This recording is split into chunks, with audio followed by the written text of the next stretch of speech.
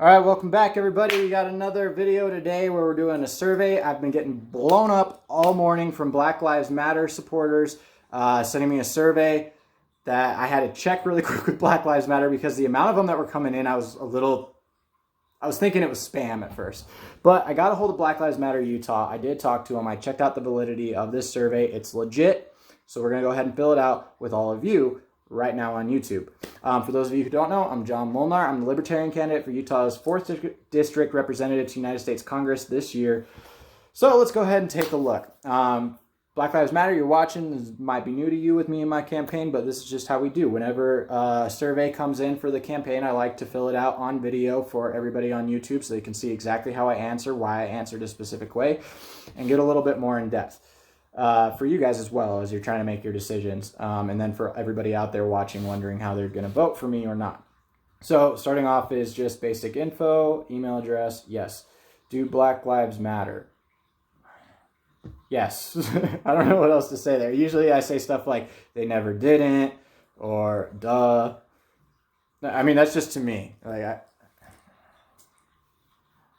I never thought they didn't. Okay, so let's just move on because yes, Black Lives Matter. If elected or re-elected, what programs will you implement to help the Black and Brown community? Man, you guys didn't leave me much space for this one. A lot. Like, I mean, everything I'm running on just is to help everybody, not just the Black and Brown community, but a lot of the stuff that I've been talking about lately, like ending qualified immunity, from Justin Amash or Rand Paul wanting to get rid of no-knock raids, and then Brian Schatz right now with wanting to end the transfer of equipment from military to law enforcement. These are all things that I have come out immediately as soon as they got posted, saying that I support them. So let's see. I'm just going to put those three down for now. I do have other stuff in my agenda that actually falls in line with some of this stuff. That's why I was so quick to jump on board with it, because I do have in my agenda ending immunity for everybody in the government, all the agencies, all the politicians, like everyone. So ending things like qualified immunity, no-knock raids, things like that. That's right up there with stuff I'm running on already. That was a no issue. Ending no-knock raids, transfer equipment from military to LE, and then we're just going to put etc. because it's like one line on this thing. I mean, I can show you guys real quick. Like, that's it, just one line. So, all right. And obviously this is on my tablet because everything was digital. First and last name, John Molnar. All right, what city are you running in? City, state. I am in Eagle Mountain, Utah. Sorry, guys, this is a little boring filling out the administrative data. But again, I want you guys to see this as I'm going through it so that there's nothing hidden in this. You know, more transparency is good, period. Even if you end up not agreeing with me, at least you get to see why you don't agree with me. And if you do agree with me, you get to see why you agree with me. Like, more transparency, it's just good. What office are you running for? U.S. House. District. Let's just do UT-04 so there's no confusion. Who is / are your opponents? Ben McAdams is the only one who has currently received the nomination. None of the Republicans have, and I'm the only Libertarian. So, or I am the Libertarian candidate. So let's see. Other, I am Libertarian for party affiliation. None of the Republicans have made their nomination yet. So I'm not going to list them because I have no clue which opponent is going, or which one is going to be my opponent yet. All right, first question. Several major cities across the United States have created community-controlled civilian review boards which have the power to discipline police. Would you support the creation of a community-controlled civilian review board in Utah and in your city? In parentheses, it has, we are aware of HB 415 that places some restrictions on creating review boards, yet does not make it impossible and also does not apply to municipalities. Okay, so here's the thing I'm going to say about this one. Kind of in general, the police work for us as taxpayers. So as citizens, I think we should be able to have a say over the police. That being said, I'm running for a federal office, and this seems much more like a local issue that should be handled locally and not through federal government coming in and stating that it has to be done that way.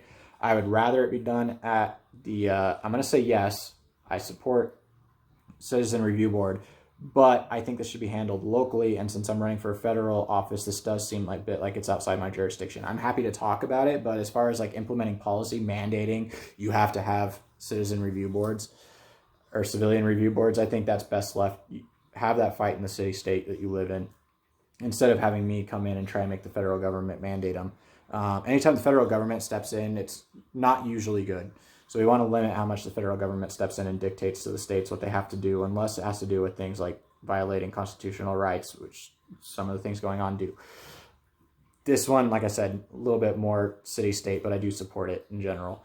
All right, moving on. Would you advocate for or oppose a stronger use of force policy for police? Wait, what? Would you advocate for or oppose a stronger use of force policy for police?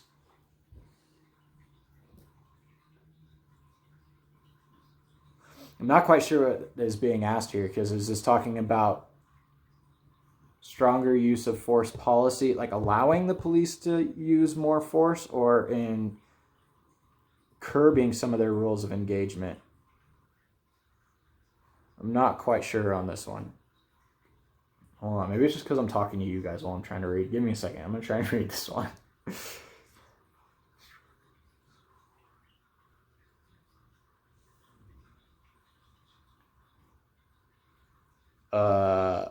Yeah, no, I'm still confused reading this one. So we're going to say, because I don't want to be here forever, would you advocate for or oppose a stronger use of force policy for police? Reading's hard. Guys, I got like no sleep last night.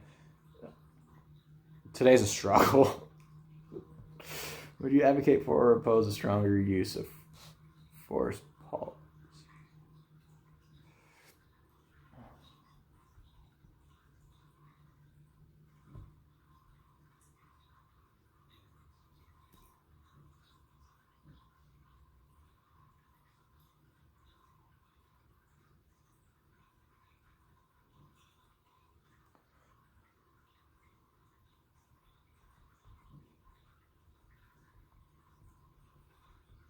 All right, here we go.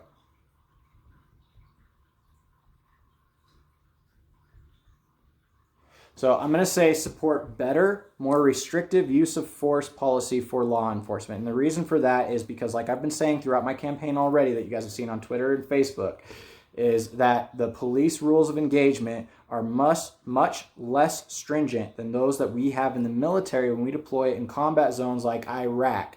So when it comes to use of force by police, I don't want to hear it about how they need it to do their job. If I can do it in Iraq fighting terrorists, they can deal with more strict stuff here, because the fact that they're so loosely controlled is absolute nonsense.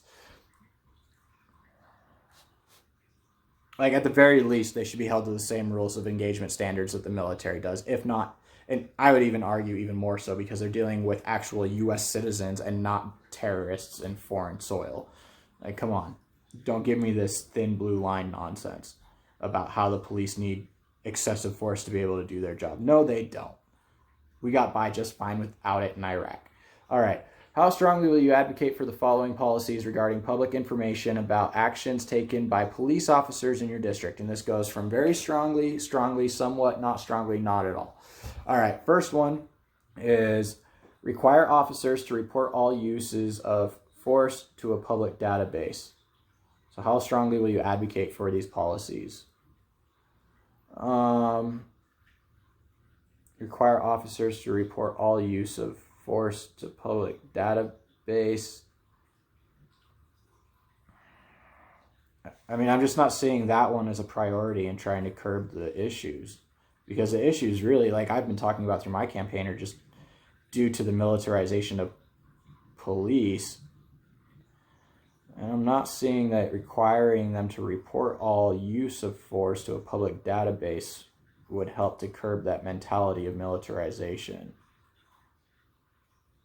So I'm just not seeing it as big of a priority as other things like ending no-knock raids. So I don't want to be spending my time on that when we should be spending time on things like ending qualified immunity, which would have, and the reason just being that would have a much greater impact in a positive direction. So let's see, somewhat strongly. I'm going to go somewhat strongly. I'm kind of in the middle of the road on this one, and that's not because I think it would be a bad idea. It's just I don't think it's top priority. All right, next one is use a database to inform an early intervention system that retrains and disciplines officers with repeated uses of force or civilian complaints.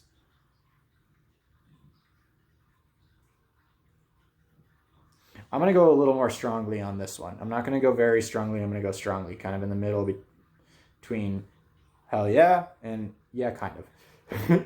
Just because, again, I don't think it has to be I don't think it's the biggest priority in trying to curb the issues that we see right now. But I think it's a little bit more important for there to be a database of showing like, hey, look, an officer's got multiple complaints. We need to do something about it. I mean, we see that stuff with the VA too. People in the VA get complaints made against them and nothing happens. All right, make a use of force database available to the public.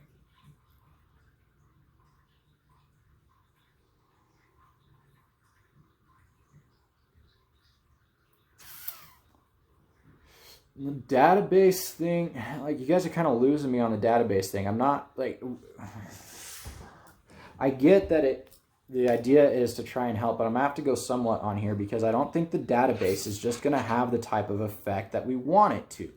I mean, the whole point of this is to actually bring about change in a positive direction and get rid of some of the issues that are causing these problems. And right now, like I said, from my campaign, we're looking at it as the whole issue is just point blank militarization of the police. Like I've been saying over and over again, that it's like one of my senior NCOs in the Army used to say, a military needs a target. When you militarize the police, the citizens, by necessity, become the enemy.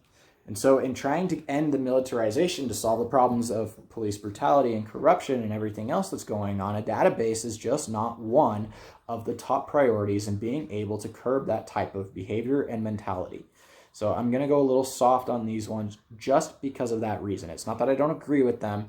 It's that I just don't see them as a priority in so much as things like ending the transfer of equipment from military to law enforcement, or like the one that I came up with of getting rid of people having to pull over for unmarked cars, trying to pull them over for a traffic violation. That one's just, that's mine. That's my baby. That's on my agenda. And I don't like that one. I don't like it for me. I don't know who the cop is. My wife doesn't like it because she tries to run from them because she doesn't know she's getting stalked. And then they get mad at her when she tries to run thinking that somebody's trying to follow her again, being like, oh, you're running from law enforcement. Well, nobody knew you were law enforcement, asshole. All right. Make footage from body cams in situations involving use of force available to the public. Strongly agree. The only thing I'm going to say here, and somebody correct me if I'm wrong on this one, I'm not an attorney. But the one concern that I do have is, whenever we're going to trial, is that a jury is supposed to remain impartial. And if you're releasing the body footage or the body cam footage kind of in mass, it does make it a little hard to be able to find an impartial jury. But that being said, in and of itself, strongly agree. So unless somebody can point me to a reason why we really shouldn't strongly agree with this one, I'm going to go strongly agree. Because that body cam footage, that is more of a top priority than a database, in my opinion. All right, next question. Release unedited body cam footage of officer-involved shootings. Strongly agree. Same thing as the last one. Moving on. Require release of unedited body cam footage of uses of force and officer-involved footage within 10 days of the incident. All right, okay. This is where I'm going to get a little bit softer just because it says within 10 days. I'm going to... I don't know.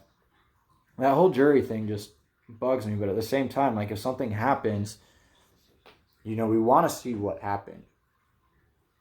We as people do. We should be able to know and keep an eye on the people who are supposed to be working for us. I'm going to actually say strongly agree to this one. Within 10 days, I think is fine. All right, require release of demographic information on people stopped by police in your district.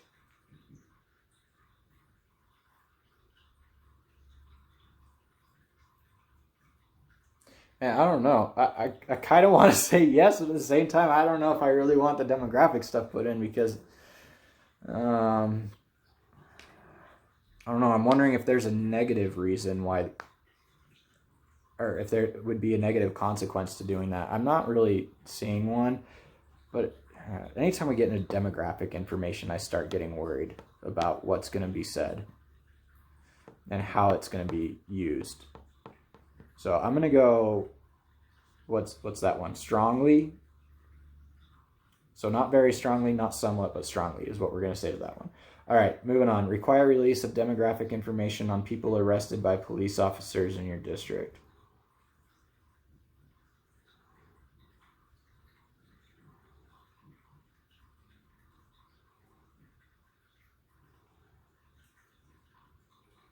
You know what? I might actually change my answer on these demographic ones, because one of the things that the demographic issue is going to show is, you got two sides you can look at it. You can see, okay, the cops are going after and targeting these people, but on the other side, you're going to get people who are going to use that type of information to try and push some nonsense like, oh, well, it's because these people commit crimes at a higher rate, and so they're bad people, and we're getting into a weird argument. So actually for both of these on demographics, I'm going to go somewhat, just because I have some concerns about how that stuff's going to be used. All right, please add any comments on your views about public information on actions taken by police officers in your district. Okay, real quick, let's go back, because, like, guys, you think that stuff isn't going to get used, but it will, because wanting to see the demographic information to show that the police are targeting people in a bad way, I get that. But at the same time, it's going to happen from the other side, trying to justify why other people who aren't white or aren't black or aren't brown or aren't whatever color they are a certain way. You're going to get people who are just dicks who are going to act like that. So it would depend on how we go about it, because the last thing I want is to say, yes, let's release the demographic information, and then start catching more slack because people are looking at the demographic information and then lumping me in and saying that, oh, well, you get arrested more, people like you get arrested more because, people like you commit more crime. I'm just sick of hearing it. I have enough problems with every time I get pulled over, I can't get pulled over without being asked if my car is stolen. That's the automatic assumption every time I get pulled over, is my cars are stolen. And I just feel like if we start releasing demographic information, there might be a chance that might be even more of an issue. So it would depend on how we go about it. So I'm going to stay middle of the ground right now for that one. All right, moving on. Please add any comments of your views about public information on actions taken by police officers in your district. You guys gave me one line for this. Like, look. Then I dropped my phone. All right, look. Okay, please add any comments on your views about one line. Like, I need a video. If I do a video, you guys, because these surveys sometimes don't have enough for me to really feel like I can tell you how I think about certain things. I mean, maybe that's just because I'm Greek, and us Greeks, you're going to need about 4 hours to talk with us if you want to ask us anything, and you better include lunch with that stuff or some ouzo. But I mean, one line for this type of question, this is a very complex issue that deserves much more than one line. I'm just going to say see YouTube video, because we're talking a lot about this stuff on the YouTube, on this video that's about to go up on YouTube. See YouTube video on campaign account.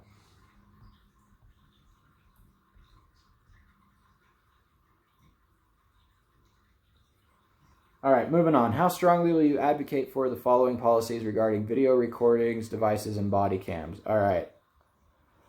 Require police, again, same thing, very strongly, to somewhat, to not strongly, to not at all.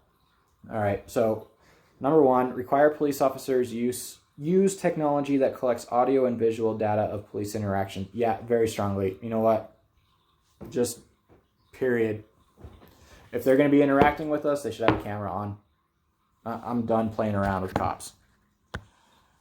Turn on those body cameras, and if you turn them off, guess what? You should be fired immediately. Develop clear policies governing body cam use, storage, and accessibility of footage in consultation with activists and community organizations. Develop clear policies governing body cam use, storage, and accessibility of footage in consultation with activists and community organizations. Yeah, we're just going to go strongly agree on that one. Okay, record all police interactions with civilians except where a civilian opts not to be recorded. Notification of the option not to be recorded should be required upon first contact. Okay, good. Because if they opt out, it should be a requirement that in order for them to opt out, they have to make record that they're opting out of being recorded. Because the last thing I want is a cop to be like, oh, well, he opted out, and me going, no, I didn't. But at the same time, I mean, forgery, there's a few issues here. Okay, record all police interactions with civilians. I'm just going to go strongly agree with it because I think they should. Just those body cams should be on 24/7. And again, if they turn them off, as far as I'm concerned, the cops should be fired and barred from ever serving in any type of law enforcement ever again. I mean, we have it for doctors and lawyers where you can be barred from your profession. But for some reason with law enforcement, we don't really have that. I think we should. All right, next question. Make footage from body cams in situations involving use of force available to the public. Didn't we already answer that one? Strongly agree. Allow civilians to review footage involving them or a relative and require this information be released to the public.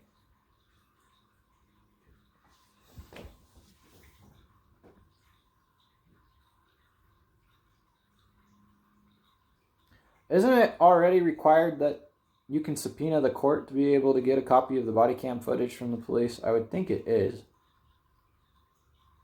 You should be able to. I think it already might be the case. I mean, maybe this is one I'm just not as familiar with. So I'm going to go agree. Not super strongly, but we'll go strongly agree. All right, prevent officers from reviewing footage of an incident before completing initial reports or statements.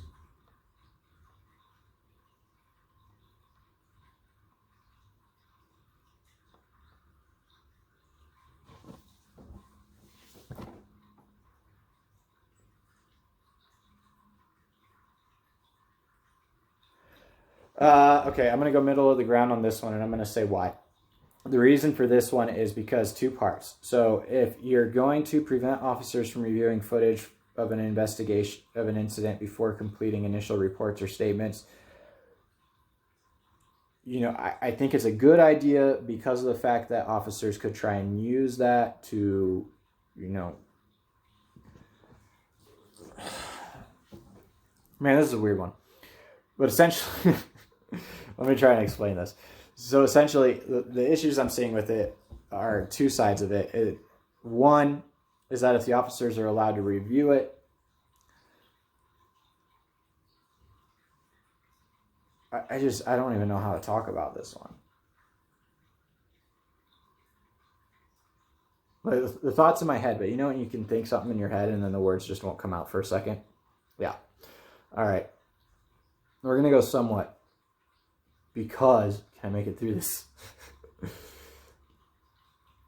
Look, sometimes your memory as an individual and as a person, we're all human. Sometimes your memory just isn't correct and you need to refer back to things in order to be able to get an idea of what happened when you're giving your statement so that there's not discrepancies. But at the same time, you know, you could try and use, if they are trying to fabricate a report, then they could try and use the footage to justify what fabrication they're using. So I'm going to go somewhat middle of the ground for that one because I see it could be a good thing. I also see it could be a bad thing. And one of the things is that, you know, while we want to get rid of bad cops, we don't want to villainize good cops who just made a human error in trying to recall an incident that just happened or recently happened. And sometimes things happen very quick, especially when you're in a situation where your adrenaline kicks in and your memory isn't always quite there. Everything seems to kind of happen at once and it's kind of hard to keep track. Having that footage to refer to avoid those human mistakes can be a good thing.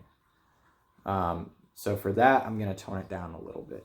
Just understanding that, you know, even though, you know, we want to get rid of the bad cops and the bad policing that gets done, we have to acknowledge the fact that cops are still people and individuals. They can make mistakes sometimes. So we don't want to completely villainize people. You know, the point here is to get rid of the bad cops, not to demonize the good cops so that they hate us too. All right, secure the privacy of citizens during all processes.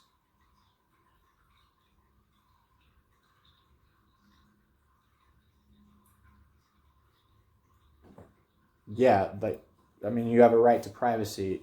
One of the big, I mean, okay, so securing privacy of people, I'm going to go strongly agree on this one because of the fact that one of the big things I've been talking about through my campaign is the whole warrantless surveillance that police and law enforcement have been doing when it comes to our digital information. There's this nice little thing where they can circumvent the courts and the need for a warrant by going and purchasing the information from third-party companies and a few other things that go on that I'm not too happy about. We need a whole video just on that topic. But so strongly agree, secure the privacy of citizens during all processes.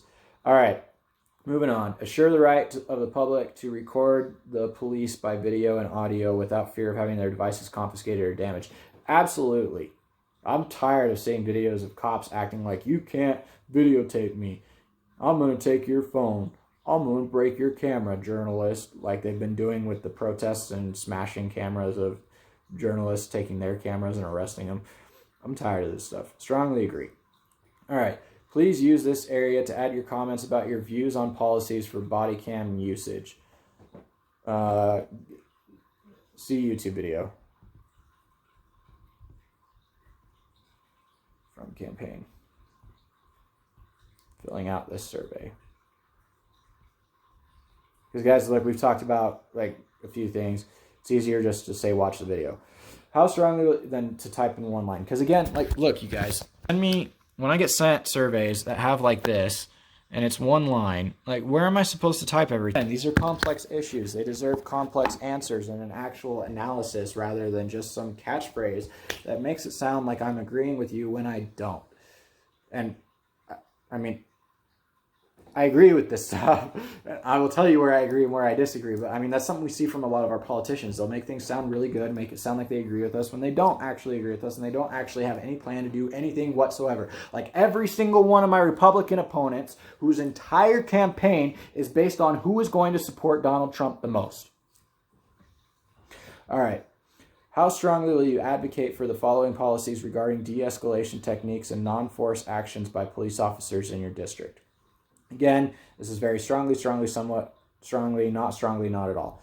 All right, so prohibits officers from using force on a person for talking back or as a punishment for running away. Okay, well, for talking back, I agree. But for running away, I mean, what are you defining as use of force? Because, I mean, are we including pursuing and tackling? Or are you talking shooting them in the back with an actual firearm? Because that would completely change the topic. I mean, I think the police should be able to give chase and take somebody to the ground if they're running. But obviously shooting them in the back is not something that's okay. I mean, never for talking back. But it's that, what level of use of force are we talking about for running away? It's one of the things where, like, I get that there's a lot of candidates. They have to screen a lot of us. And that's time consuming. But there's some of these that I feel like I might not be answering correctly for how they're being asked because there wasn't enough information in the question for me to make a full assessment of how I should be answering based off of what I already think. So I'm kind of being left to this. I'm going to go strongly because I again, that I keep dropping my phone. All right, so I'm going to go strongly on this one because of that fact of, like you guys can see, using force on a person for talking back or as punishment for running away. I mean, then you get into, you're using the word for running away. I mean, it shouldn't be punishment for running away. You shouldn't be punished. Use of force shouldn't be a punishment. That's not the job of cops, is to punish. It's not the job of law enforcement to punish. It's to investigate and if need be detain. But I mean, if you want to detain somebody who's running away, that's one thing, but as punishment for running away, that use of force should never be punishment from law enforcement. I don't know. I'm going to go with strongly. I'm going to leave that as strongly just because I'm a little confused about the question and some of the verbiage in it. All right, moving on. Implement a performance evaluation system that rewards and values effective interpersonal skills, as in de-escalation, effective work with people who have mental health and substance abuse challenges, encountering bias, etc.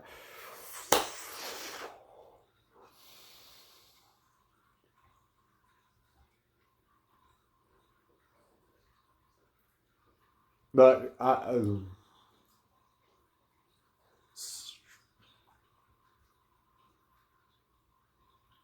you're getting into some stuff that I don't think cops should be involved in to begin with. And that's going to be part of the problem in answering this question, because when it comes to issues like mental health, that should be a caseworker or a health professional, not law enforcement. When you're talking about substance abuse, same thing, not law enforcement. I mean, I'm libertarian. I'm all about ending the drug war.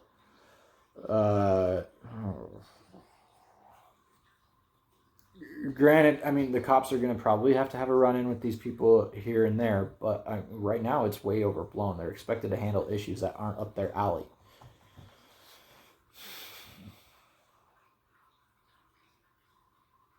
I'm going to go middle of the ground just because I don't really like that question. I don't like what you're asking police to be involved in. That's not their job. I mean, the whole point of demilitarization is to get them out of going after people with nonviolent crimes and get them focusing back on things like murder, rape, and human trafficking, not to get them going after people with and trying to help people with mental health or substance abuse challenges. Like, no, go away, kick rocks. Don't come to my house for that. Okay, moving on. Modify police department use of force policies to require officers use minimal force and de-escalation tactics, carry a less lethal weapon, and intervene when another officer uses excessive force.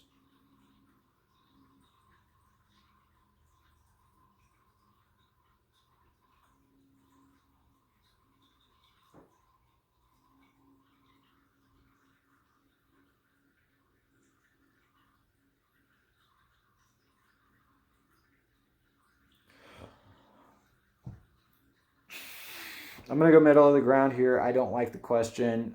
One, you're talking less lethal weapon. I mean, have you seen what's going on right now with what happens with rubber bullets and tear gas? I mean, I know we like to pretend that anything that's not an actual firearm with a bullet is less lethal. But I mean, come on, guys.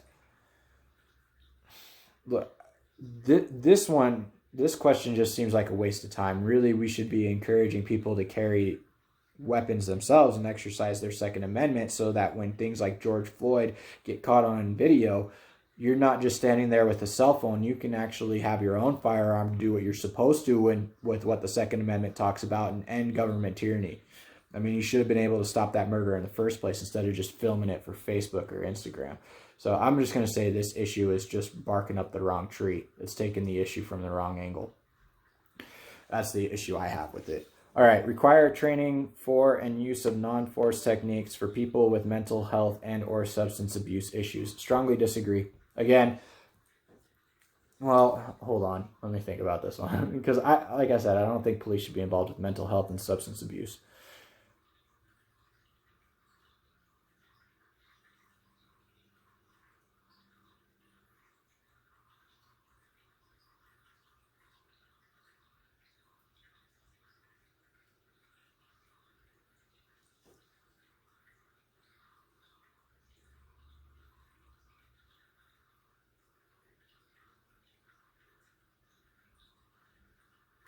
All right, you know what? I'm just going to go middle of the road.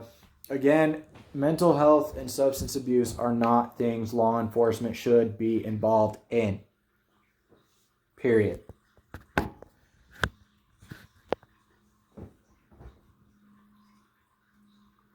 Moving on. I just don't like that question. All right, moving on. Require training for and use of non-force techniques for people who are homeless and or victims of domestic violence. Use of non-force techniques for people who are homeless and or are victims of domestic violence.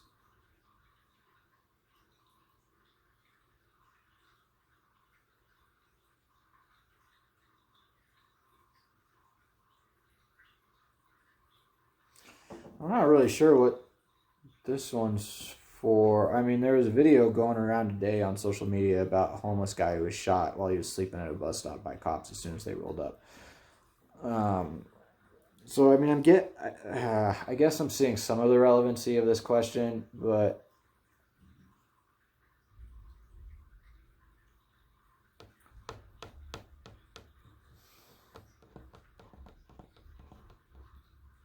again, I mean, the whole thing with homeless and victims of domestic violence, like, those aren't areas the police should be involved in anyways.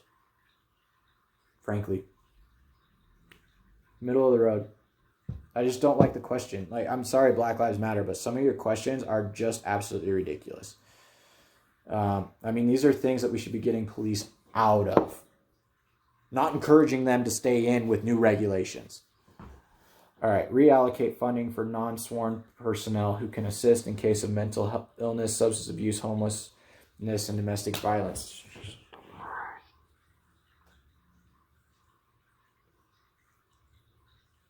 This is the same issue. I mean, the domestic violence going in, getting involved and stopping it, that's one thing. Is totally different. But when you're talking about some of this stuff just goes so wrong. Before any of you all decide to snap at me for the domestic violence stuff and saying that I don't know what it's like to be a victim of domestic abuse, bullshit. I actually went to jail and was arrested because I was involved in a domestic violent or a domestic abusive relationship where I was the one getting beat on. And when I tried to end it, the bitch ran to the cops and tried to say that I was beating on her. It went through a year of almost going to trial. I was facing 7.5 years in state prison, $100,000 warrant out for my arrest. Nobody would look at the evidence I had.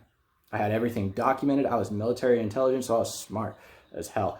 I mean, I took videos of her threatening to come back and try and beat the shit out of me and kill me. I took pictures of all the scars that she tried to leave on my face. The stuff didn't last long. I called it quits pretty quick, but I was smart enough to document everything. And that thing, like, I was the one who got my guns taken away while she was threatening to come out and try and kill me again. Like, dude, cops mess up on domestic violence stuff like crazy. So I'm going to go middle of the road.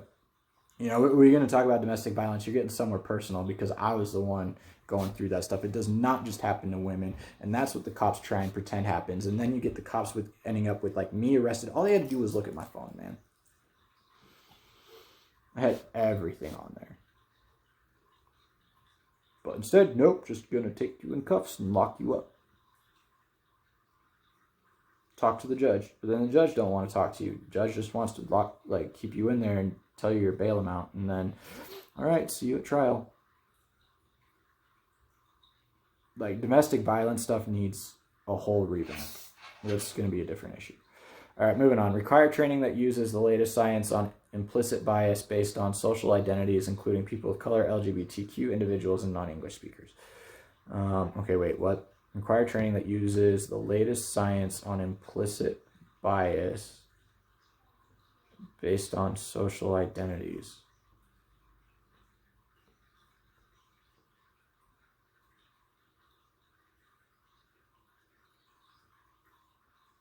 Sure.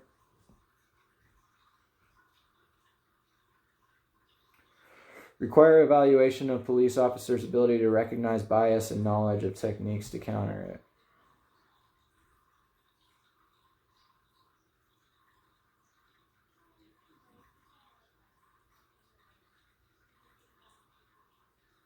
And now I'm just all mad thinking about that time when I was dealing with that stuff with the domestic violence. Guys, look, okay, if anybody's out there and listening to this and you're in an abusive relationship and you think you can't get out of it, you can. Get out of it. It's horrible going through it. I know. I've been there. Get out. I don't care what you got to do to get out. Pack that car up or pack a bag and just walk. Just leave. Whatever you got to do.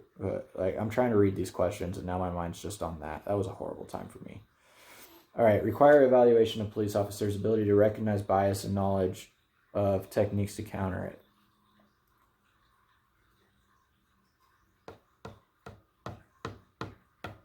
You know what? I'm gonna go somewhat agree on these because I just don't think that's the issue, you guys.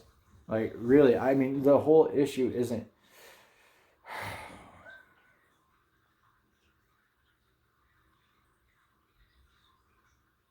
Look, these questions are coming from a point in thinking that we can get rid of racism. And as far as I'm concerned, you're not going to be able to convince me that racism is something we're ever going to be able to get rid of. That's just part of being stupid, fearful, or whatever part of being human that just it's there. It's always going to be there. The point isn't to try and get rid of it. The point should be to try and make it so unable to have any effect on anybody's life that it's a non-issue. So don't require training on how you're so racist as a cop. Get the cops out of things that allow them to be racist in the first place. All right. So we're going middle of the ground on those ones. All right. Next question. Reward police officers who successfully use anti-bias techniques. All right. Middle of the ground again. Same reason. Conduct an assessment of what kind of training is most effective in terms of helping law enforcement personnel to achieve goals of effective nonviolent policing. Wait, what? Conduct an assessment of what kind of training is most effective in terms of helping law enforcement personnel to achieve goals.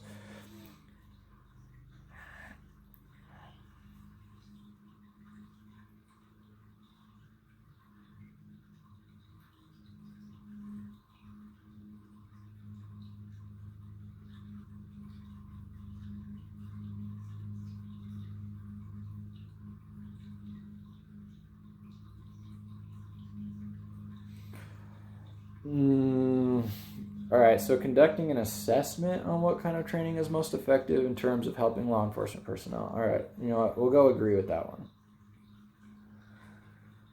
Helping, I mean, I'll go a little bit more strongly on that one because, again, I don't think it's quite where the focus should be, but, I mean, an assessment of what does work would help them kind of figure it out a little bit more. I mean, I'm coming from a military background, so I've got a little bit better idea of stuff that works and doesn't work when it comes to this stuff because I've actually been in a combat situation or a combat zone. So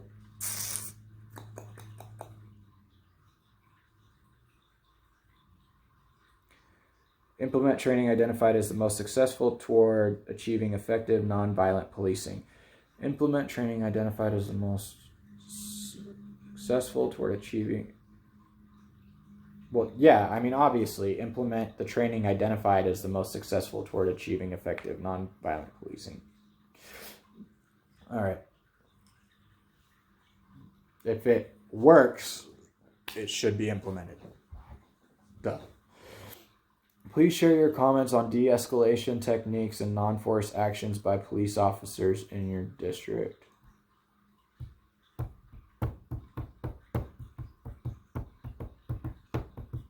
Again, this is another one-line one, guys. Like, I could use a whole... We're at 43 minutes right now into this video. And, I mean, this is stuff I could use a whole video with. All right, please share your comments. De-escalation and non-force actions by police officers in your district. I'm just going to say demilitarize the police.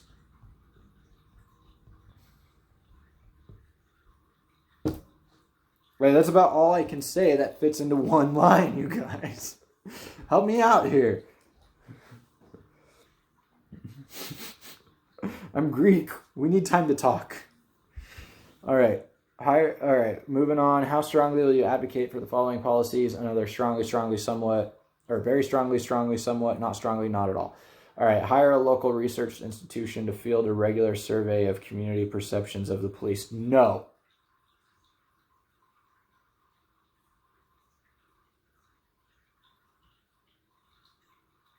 No, not at all. No hiring a local research institution to field a regular survey. And you know why? It's because every time that happens, it gets paid for by taxpayer dollars. And usually whatever organization, like research institution, gets the funding, they're a family member of somebody involved in the politics of it all. So no, I don't want taxpayer dollars going to fund a paycheck for somebody else's family member. I don't like government funded anything. You know, the point is to try and get this back to smaller government, let people keep more of their money. You want to help brown and black people, help them by letting them keep more of their paychecks instead of trying to take taxes out of their stuff to give somebody else's family member a paycheck for stuff like this. All right, use results of a community survey to guide officer evaluations as well as department policies and practices.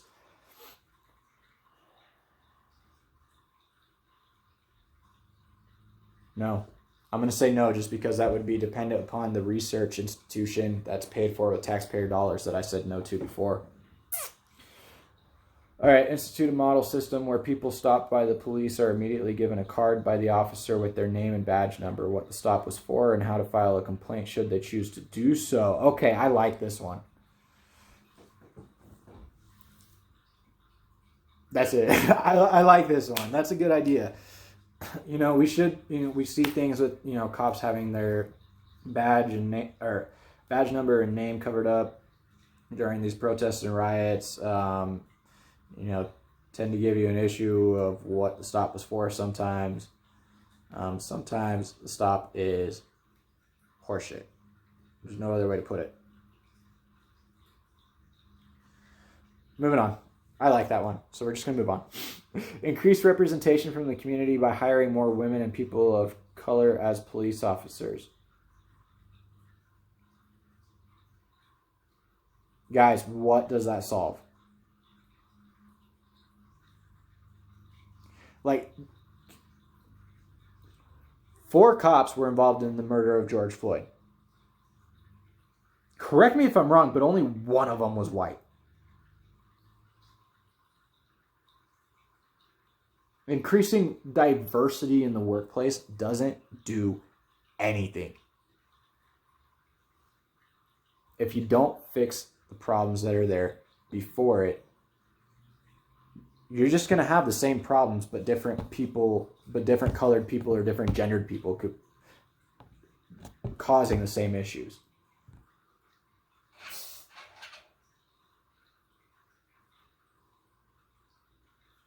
I'm going to go middle of the ground because I know if I put I disagree with this one, I'm going to get blasted for it. So I'm going to go middle of the ground because I don't think that more people of color or hiring more women is bad in and of itself. I just don't see that as solving anything. I mean, I've seen things from female cops. I've seen things from cops who aren't white that are issues. I mean, hell, half the problems I've had with cops have been from cops that aren't white. Like, it has nothing to do with the cop's skin color. It has to do with the gun and the badge and the fact that they have no accountability. Kick rocks on that question. Hold regularly scheduled community forums about police activities.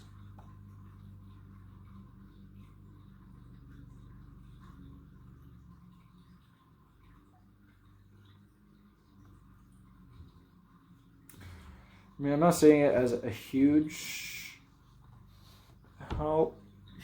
priority, but I think it could be a good idea, so we're going to go with agree. All right, implement special outreach to minority communities to participate in community meetings.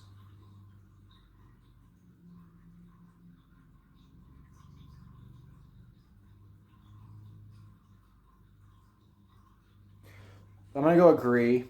Not strongly agree, just agree, because of the fact that, again, anytime we're implementing special outreach stuff, if this is one of those that's coming from taxpayer dollars, then you're just hurting the minority communities by taxing them more to get them to come out and try and do this stuff. Some of this stuff is so backwards thinking sometimes, or roundabout. Like, it depends on the details of it, okay? Because if you're going to be taxing people and using tax dollars to implement these special outreach programs, you're taking money from the very people you're trying to help. And that's just dumb. All right, support civilian review boards in your district to hold police accountable for misconduct.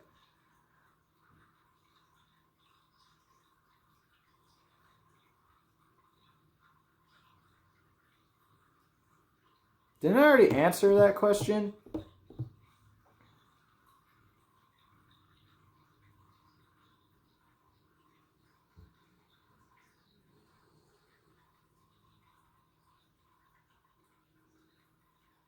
I'm going back through because I swear I already answered that one.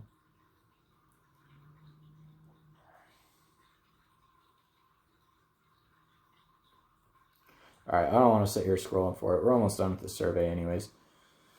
All right, support civilian review boards in your district. Hold police accountable for misconduct. I'm going to say agree, not strongly agree, just because of that. You know, it depends on how the civilian review boards are put in place.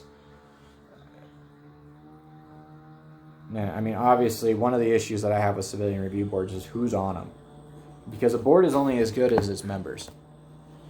All right, give civilian review boards the power to investigate police misconduct independently.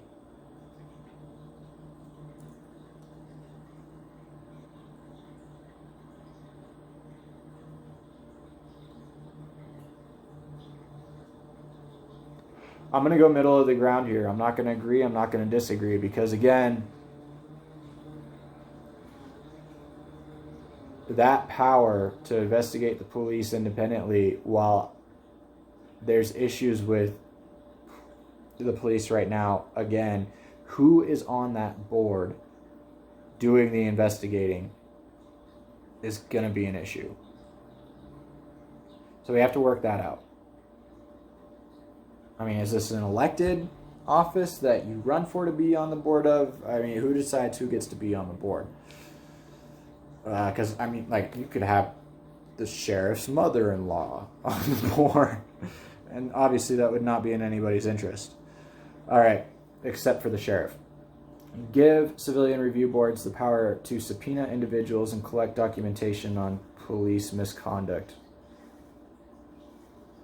What individuals? Like, are you talking about just law enforcement, or are you talking about civilians? I'm going to have to go middle of the ground now because I have no clue what you're talking about. Your question isn't clear enough. All right, give civilian review boards the power to discipline police officers found guilty of misconduct.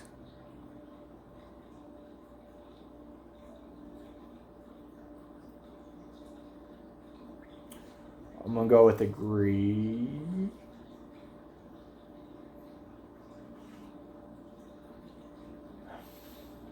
Yeah, I'm going to say agree on that one.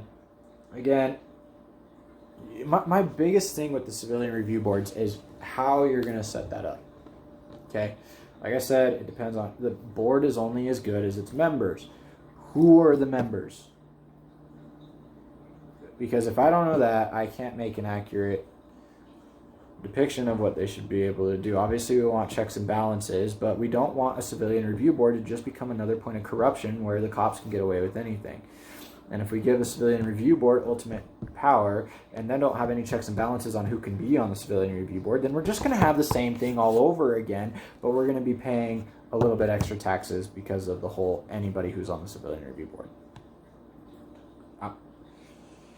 Just typically how it goes. Anytime anything is... the government creates something, it's more expensive. And then you're taking taxes away from the very people you're supposed to be trying to help. All right, give civilian review boards the power to investigate and discipline police misconduct, specifically in the case of a police shooting.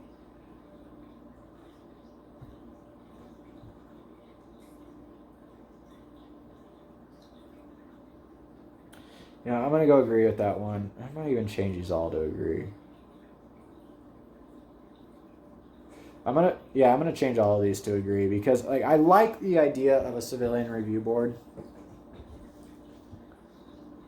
but again, like, we have to have some good stuff put in place to make sure that that civilian review board doesn't end up just being a duplication of the problems that we have now. All right, moving on. Promote, expand, improve, innovate the membership of CRBs.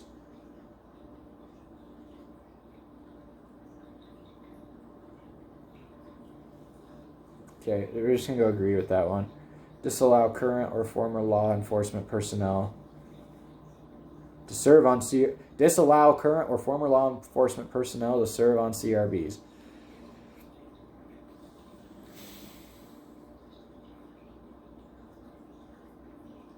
So now we're getting into some of the stuff that I was saying I have a bit of a concern on. Now, here's one of the things is that, you know, when we're talking about, you know, a CRB, or civilian review board, you know, if they are going to be investigating the police, I can see how it would be good to have the opinion of former law enforcement. Obviously, nobody who's currently serving should be allowed to serve on the civilian review board. Former law enforcement, it might be good, like say if you've got 5, it might be good to have 1 or 2 that are former, to help just kind of give that perspective in trying to make any type of determination. But I'm going to say agree for disallowing them to be on, because I don't think it's necessarily a good idea, but I don't think it's a bad idea to have 1 or 2 former, just to allow that contrasting opinion to be heard in the mix, so that we can make a full analysis rather than just a bias of civilian only, not understanding the law enforcement side of it. We should hear both sides to make that proper determination, because we should never, just because we don't like cops all the time right now, especially right now with everything going on. You know, I don't really like the cops too much right now either. There's a lot of stuff going on, that coronavirus and everything going on with these protests, that I'm pretty wary of them right now. Okay? But that being said, we still want to make accurate and unbiased decisions in dealing with these. We don't want to put ourselves in a situation where we just flip the script and say, because the cops were biased to us, now we're going to be biased towards the cops. That shouldn't be the goal. We want to remain as unbiased as possible and try and make an accurate assessment of whatever happens. And in doing so, it is a good idea to hear both sides. Should that mean that they should be allowed to serve on the board? I don't know. Okay, I'm going to go with disallow. Also, because these civilian review boards, really, you guys are state and city issues. I'm running for federal office. This isn't really something that is up my alley, from what I would think. I mean, like I said, my stuff is more things like ending civil asset forfeiture, so that when the cops stop you, they can't just take all your money because they feel like it. All right, disallow family members of law enforcement personnel on CRBs. Yeah, I'm going to agree with that one. Actually, you know what? I'm going to go strongly agree on that one. Because it's one thing to say that we could have a former law enforcement official on the board to give that kind of contrasting opinion, but there is absolutely no reason for a family member to be on that board. None. They miss out on being a regular civilian because they're a family member, they have a bit of bias, and they didn't actually serve in law enforcement to be giving an accurate contrasting opinion from the law enforcement perspective. So no, family members should absolutely not be allowed on a civilian review board. All right, make serving on a CRB a paid position. Oh, nope. I'm going to disagree. I'm not going to super strongly disagree. Actually, yeah, I am going to super strongly disagree, because I know that's going to mean more taxes taken out to pay for it. Like, that's going to be taxpayer funded. And look at everything else that's taxpayer funded right now. It all sucks. War on terror, failed. Education, failed. Like No Child Left Behind, failed. Everything the government does and is taxpayer funded fails. So, no, I don't really want... I'm going to say strongly disagree, because I'm guessing you're going to mean taxpayer funded, and I'm not looking at that one. You want to talk nonprofit, stuff like that, do it off of donations, totally different. Anyways, moving on. Require an independent and external prosecutor separate from the city or county prosecutor's office or any other government agency to manage the proceedings following independent investigation. Yeah, actually, I think that one makes a lot of sense. They should be independent and external. They shouldn't be attached to any government organization when doing an investigation, investigating the government. Too easy. Row 17. What is... Look at this. Row 17. I don't even know what this is. Like, it just says row 17 and then asks me to strongly agree to strongly disagree. I don't know what that means, so we're going to go middle. All right, you guys, we're almost done. Please share your comments on community involvement with police officers in the police department in your district. See video. You guys, like, I've had so many interactions with cops over the years. I have, some good, a lot bad, a lot where you want to say that people who don't want to have any type of incidents with the cops just don't do nothing. Yeah, that's not true.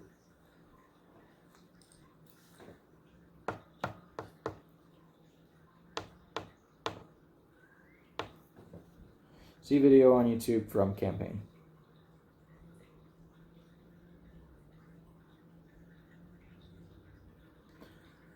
Alternatives to incarceration. Background. The United States incarcerates the highest percentage of its population of any modern country. There are active nationwide campaigns seeking to reduce the prison population by half. The state legislature recently made a start at reform in what is known as HB 348.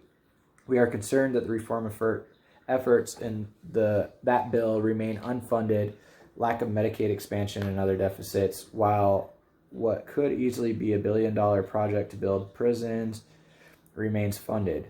While the federal government has multiple tools at its disposal to stop the project due to its proximity to the Great Salt Lake and other logistical and environmental concerns. Questions 1. What are your views on the need for reform in the prison system? 2.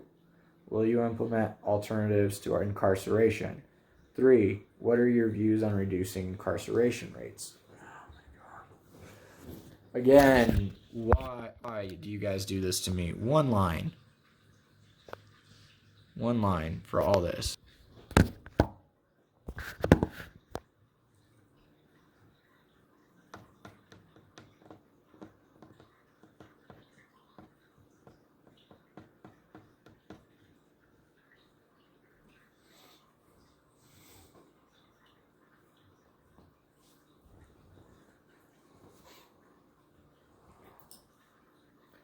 How do I nail this down into one line? Okay, let's start with talking to you guys on the video, because 1, what are your views on the need to reform the prison system? If you guys have been following me for a minute, you know that I definitely think that there needs to be a reform in the prison system. 2, will you implement alternatives to incarceration?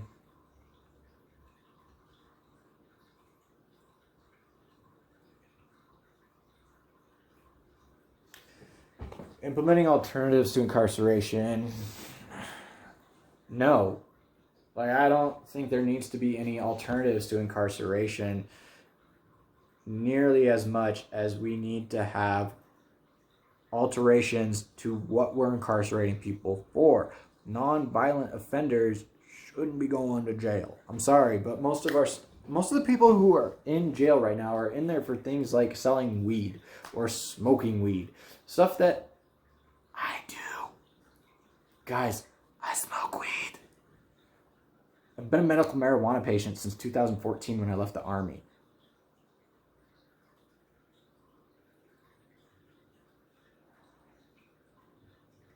I don't think we need to get rid of, change our incarceration or have alternatives to incarceration in so much as we need to quit arresting people for nonviolent crimes like prostitution. You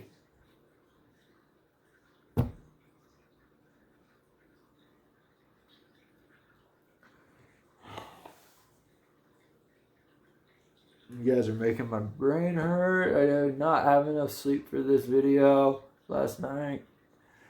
What are your views on reducing incarceration rate? I'm just going to say stop arresting people for nonviolent crimes.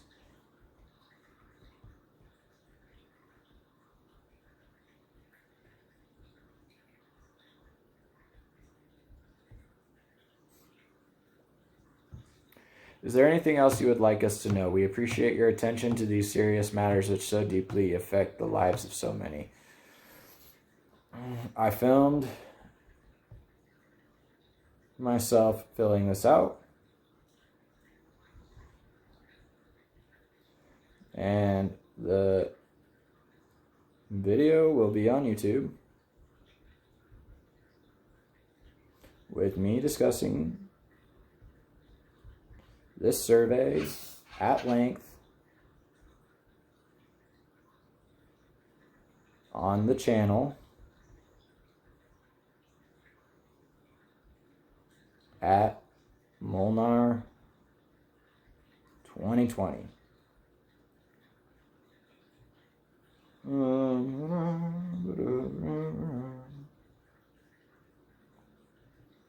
An hour and 5 minutes and 45 seconds. That's how long it took. All right, I'm just reading through this, you guys, to see if there's anything else that I might have missed or I need to switch up.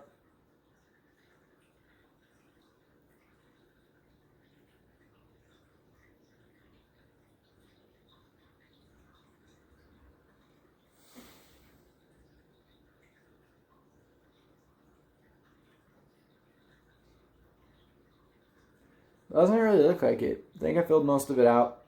All right. It looks like I filled all of it out, so I didn't miss anything.